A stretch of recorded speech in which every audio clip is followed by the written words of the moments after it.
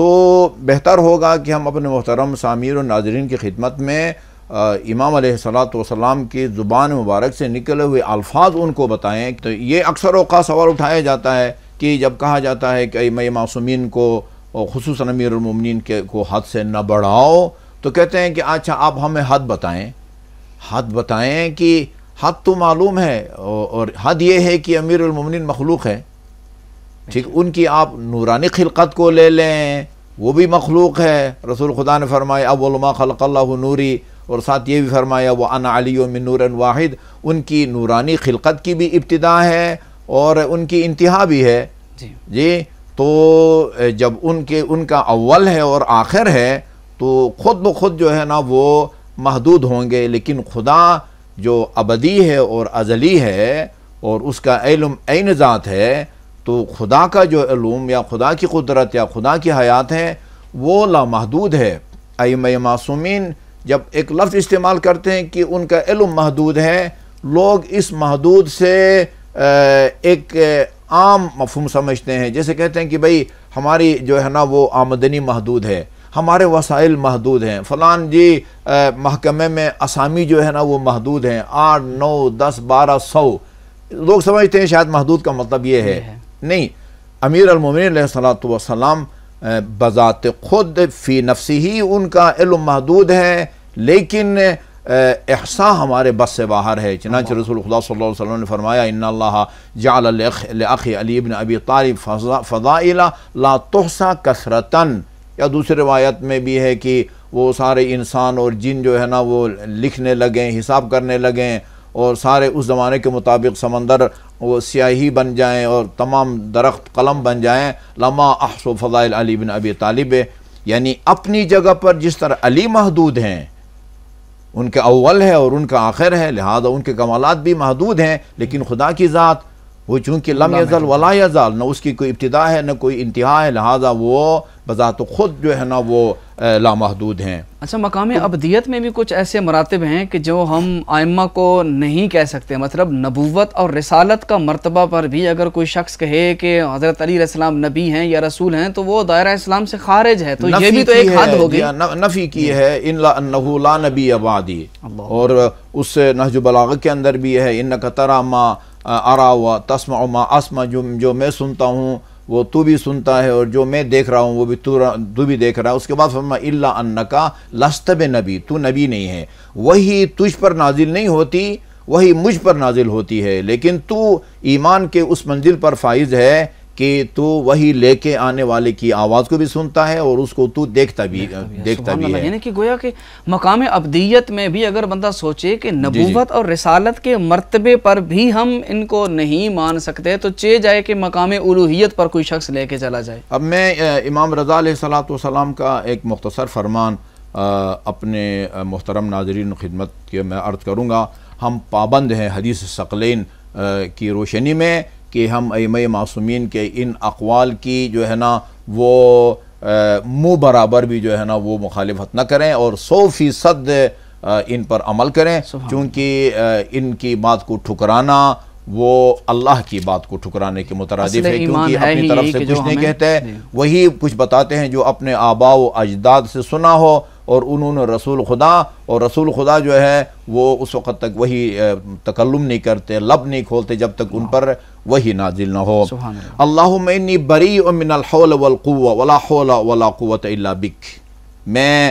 میرے پاس کوئی ذاتی قوت نہیں ہے، جو قوت اور طاقت ہے وہ تیری دی ہوئی ہے۔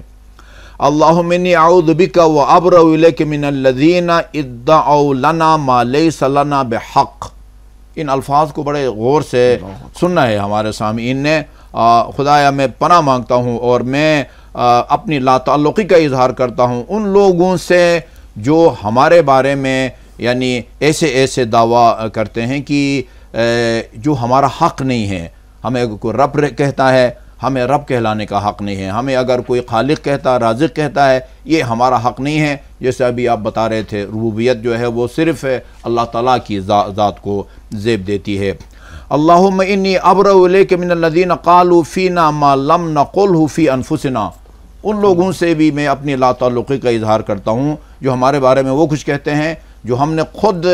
اپنے بارے میں نہیں کہا۔ اللہم لکل خلق و منک الرزق، خلق کرنے کا اختیار بھی تیرے پاس ہے، رزق و روزی دینے کا اختیار بھی تیرے پاس ہے۔ وَإِيَّاكَ نَعْبُدُ وَإِيَّاكَ نَسْتَعِينُ، صرف تو عبادت کے قابل ہے اور تجھ ہی سے مدد طلب کی جا سکتی ہے۔ یعنی اس کائنات میں اگر کوئی ذاتی قوت اور طاقت سے کسی کی مدد کر سکتا ہے تو وہ تیری ذات ہے۔ تیرے علاوہ اگر دنیا میں کوئی کسی کی مدد کر سکتا ہے تو وہ تیری دی ہوئی قوت اور طاقت سے کر سکتا ہے۔ اللہم انت خالقنا و خالق آبائنا الاولین، خدایا تو ہمارا بھی خالق ہے اور ہمارے آباء و اجداد کا بھی، و آبائنا الآخرین۔ اللہم لا تلیق الربوبیت الا بکا ولا تصلح الالہیت الا لک، ربوبیت بھی تجھے تیرے شایع نشان ہے اور الہیت اور معبودیت بھی تیرے شایع نشان ہے۔ فَلْعَنِ النَّصَارَى الَّذِينَ صَغَّرُوا عَظْمَتَكَ، لعنت بھیج ان نصارہ پر کہ جنہوں نے یعنی حضرت عیسیٰ کو خدا مان کے یا ان کا بیٹا مان کے تیری عظمت کی انہوں نے توہین کی اور اس کو معمولی سمجھا، اور تیری مخلوق میں سے جن کا بھی اس طرح کا کوئی عقیدہ ہوگا، جس طرح وہ عیسیٰ ابن مریم کو اپنا اللہ رب کہتے تھے، اسی طرح اگر کوئی اور اللہ کے علاوہ اس کی کسی مخلوق کو یعنی ربوبیت میں شامل کرے، اور اس پر بھی تو لعنت بھیج۔ ہم تیرے بندے ہیں، لا نملک لانفسنا نفعا ولا ضرا ولا موتا ولا حیاتا ولا نشورا، ذاتی طور پر ہم کسی نفع نقصان کے مالک نہیں ہیں، تیری دی ہوئی طاقت کے نتیجے میں کسی کو فائدہ پہنچا سکتے ہیں، تیری دی ہوئی طاقت کے ذریعے کسی کو نقصان پہنچا سکتے ہیں، نہ موت و حیات ہمارے ہاتھ میں ہے، ولا نشورا، اور نہ پھر سے لوگوں کو زندہ کرنا۔ اللہم من زعم انا ارباب فنحن منہ براء، اللہ اکبر، جو یہ گمان کرے کہ ہم ان کے رب ہیں،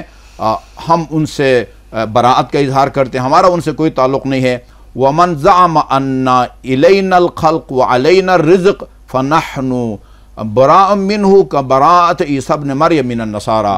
جس کا یہ خیال ہے کہ ہم خلق کرتے ہیں، ہم رزق و روزی دیتے ہیں، ہم اس سے اس طرح بری ہیں یا لا تعلقی کا اظہار کرتے ہیں، اپنی بیزاری کا اظہار کرتے ہیں، جس طرح عیسیٰ ابن مریم نصارہ سے بیزاری کا اظہار کرتے تھے۔ اللہم انا لم ندعہم الی ما یزعمون، پالنے والے ہم نے کبھی بھی انہیں ان فاسد عقائد کی طرف دعوت نہیں دی جو وہ سمجھتے ہیں۔ ولا تواخذنا بما یقولون، عجیب جملہ ہے، ان کے ان اقوال یا فاسد عقیدوں کی وجہ سے تو ہمارا مواخذہ اور محاسبہ نہ کر۔ واغفر لنا ما يدعون ولا تدع على الارض منهم دیارا، آخر میں بد دعا بھی کی ہے کہ ان کو نیست و نابود کر دے۔ انکا، یہ قرآن کی آیت ہے، انک ان تذرهم یضل عبادک ولا یلد الا فاجرا کفارا، یہ جو ہے آیہ کریمہ ہے کہ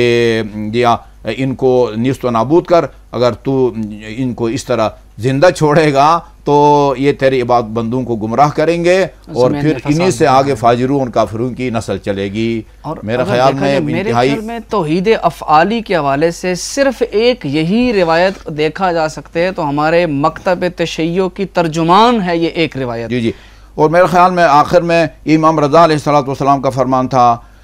یہ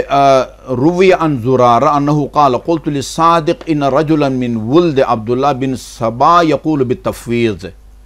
یہ عبداللہ بن سبا کے اولاد میں سے ایک بندہ تفویض کا قائل ہے۔ قال وما التفویض،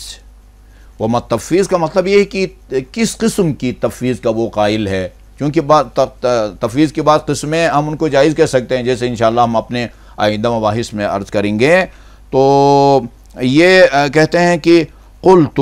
اس کا عقیدہ یہ ہے، ان اللہ تبارک و تعالی خلق محمدا و علی صلوات اللہ علیہما، اللہ تعالیٰ نے محمد اور علی علیہم السلام کو پیدا کیا، پھر باقی کائنات کی جو خلقت کی ذمہ داری تھی وہ اللہ تعالیٰ نے خود دستبردار ہو گیا اور باقی کائنات کو پیدا کرنے کی ذمہ داری۔ میرے خیال میں آج کے زمانے میں بھی ایسا طبقہ موجود ہے، بالکل ہے جی، چاہے کسی بھی شکل و صورت میں ہو، لیکن یہ ذہن میں چیز پائی جاتی ہے کہ اللہ نے آل محمد کو پیدا کیا اور باقی ساری ذمہ داری اللہ نے ان کے سپرد کر دی۔ اب یہ دیکھیں نا جی، فَفَوَّضَ إِلَيْهِمَا فَخَلَقَ وَرَزَقَ وَأَمَاتَ وَأَحْيَيَا، باقی کائنات کو، یعنی محمد اور علی کے علاوہ باقی کائنات میں فرشتے بھی ہیں، زمین آسمان بھی ہے، انسان بھی ہے، جو جاندار غیر جاندار، سب کو انہوں نے پیدا کیا، یہی رزق روزی دیتے ہیں، یہی موت و حیات دیتے ہیں۔ فقالا کذب عدو اللہ،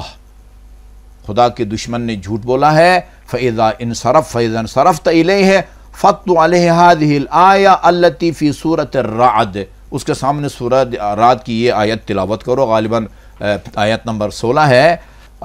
یہ جملہ ہے اصل میں قل اللہ خالق کل شیء وہو الواحد القہار۔ یہ کہتے ہیں کہ جب میں نے ہر چیز کا خالق اللہ تعالیٰ ہے، جب اس سے بندے سے جا کے اس آیہ کریمہ کی میں نے تلاوت کی، جس کا حوالہ امام نے دیا تھا، تو وہ ایسا چپ ہو گیا، روایت کے الفاظ یہ ہیں کہ ایسا وہ خاموش ہو گیا جیسا کہ اس کے منہ میں کوئی پتھر رکھ دیا گیا ہو، اور جو ہے وہ فبہت الذی کفر، جی ہاں، وہ اپنے جبڑوں کو بھی نہ ہلا سکا ہو۔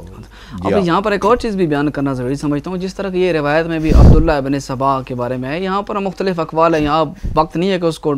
بیچ میں اضافہ کیا جائے۔ ایک فرضی شخصیت ہے جو ہمارے علماء نے اس کو رد کیا ہے کہ یہ ایک فرضی شخصیت ہے، لیکن بالفرض جو روایات کے اندر کہیں پایا جاتا بھی ہے کہ جو ایسا عقیدہ رکھتا بھی ہو تو وہاں معصومین نے ان سے اظہار براءت کیا ہے۔